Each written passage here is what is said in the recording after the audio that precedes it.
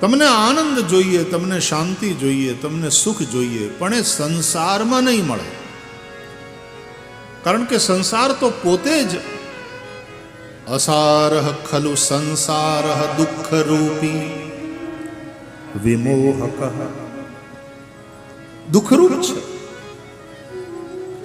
મીરાબાઈ કહે છે સંસારીનું સુખ એવું ઝાંઝવાના જળ જેવું. ઝાંઝવાના જળ દેખાય હોય નહીં, એમ સંસારમાં સુખ દેખાય હકીકતમાં હોય નહીં. પુત્રમાં, પરિવારમાં, પૈસામાં, સત્તામાં, સંપત્તિમાં સુખ દેખાય છે, હકીકતમાં છે નહીં. કારણ કે એ જ બધી વસ્તુ માણસને દુઃખી કરવામાં પણ નિમિત્ત બને છે. એ જ પૈસો દુઃખી કરી નાખે, એ જ સંતાન દુઃખી કરે. ત્યાં સુખ દેખાય છે નહીં.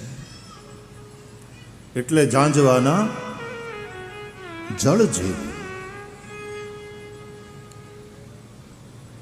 એક ભાઈ છે ને દોડતા દોડતા એક દુકાને ગયા. ત્યાં જઈને દુકાનવાળાને કહ્યું ભાઈ 100 ગ્રામ હળદર પાવડર આપો, 100 ગ્રામ ધાણા જીરું, 100 ગ્રામ મરચાંનો પાવડર આપો, 5 કિલો ઘઉં, 2 કિલો ચોખા અને 1 કિલો ખાંડ આપો. લિસ્ટ તરત બહાર કાઢીને વાંચવા માંડ્યા. પછી કે ઝટ કરો, મારી પાસે ટાઈમ નથી. દુકાનવાળો જોતો રહ્યો. તો આ કે જુઓ છો શું, ઉતાવળ કરો, ઝટ કરો.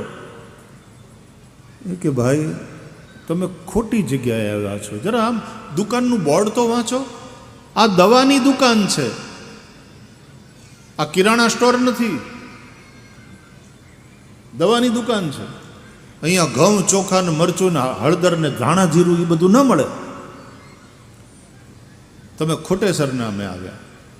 એમ સંસારની પાસે તમે સુખની ઈચ્છા કરો, આનંદની ઈચ્છા કરો, શાંતિની ઈચ્છા કરો, એટલે સંસાર પોતે એમ કે તમારી મતિ મારી ગઈ, ખોટે સરનામે આવ્યા છો ભાઈ, અહીંયા આ બધું ન મળે. એટલા માટે માણસને સાચું સરનામું જોતું હોય તો એ મંદિર જાય, એને સાચું સરનામું જોતું હોય તો એ સંતોની પાસે જાય, એને સાચું સરનામું જોતું હોય એ સત્સંગમાં આવે. અહીંયા એ બધી માગણી મૂકે તો મળે. ભગવાન આનંદ સ્વરૂપ છે અને ભગવાન નિત્ય છે, અને તેથી નિત્ય આનંદ ભગવાનથી જ મળે. ભગવાન સુખ રાશિ છે, અખૂટ સુખ છે, ખજાનો, ત્યાંથી સુખ મળશે.